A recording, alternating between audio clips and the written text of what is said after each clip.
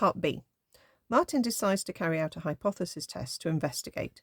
He takes a random sample of 63 people and asks them to try and work out the correct answer instead of just guessing randomly. He finds that 15 people get the question right. So calculate the p-value for Martin's data. Right, so what we've got here is a binomial question. X is the number of people who get the question right. Okay, and this is going to be binomial. We've got 63 in our trial.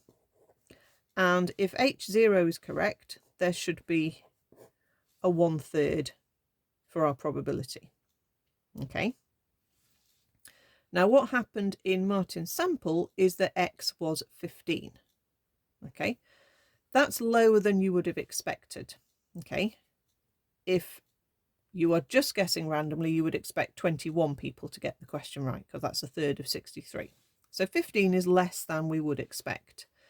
In terms of the binomial, we need to work out the probability that X isn't just equal to 15, but it's 15 or lower. Okay, because something even more extreme would also make you jump to your H1 conclusion if you were going to jump. Okay, so you have to go and choose an inequality that you're going to work out, and it should be pointing the same direction as your H1 if that indeed does have a direction.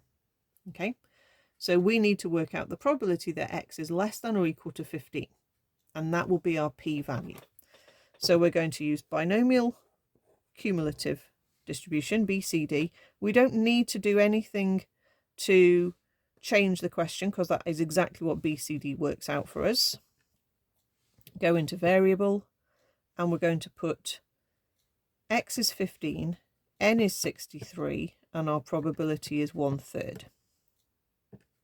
Okay, so we get a probability of 0.0679.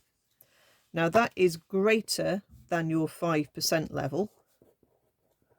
So we are going to not reject H0. Okay, so there's the p-value worked out. Okay, and then the completing the hypothesis test at the 5% level of significance and make a conclusion. So I need to say that this means, or this provides evidence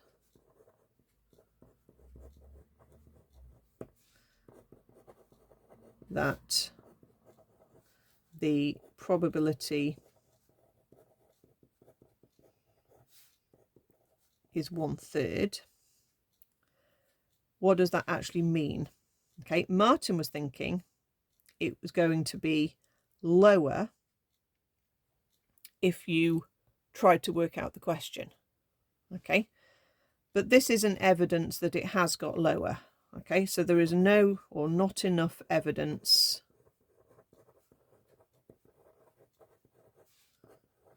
to say that people who try to work out the answer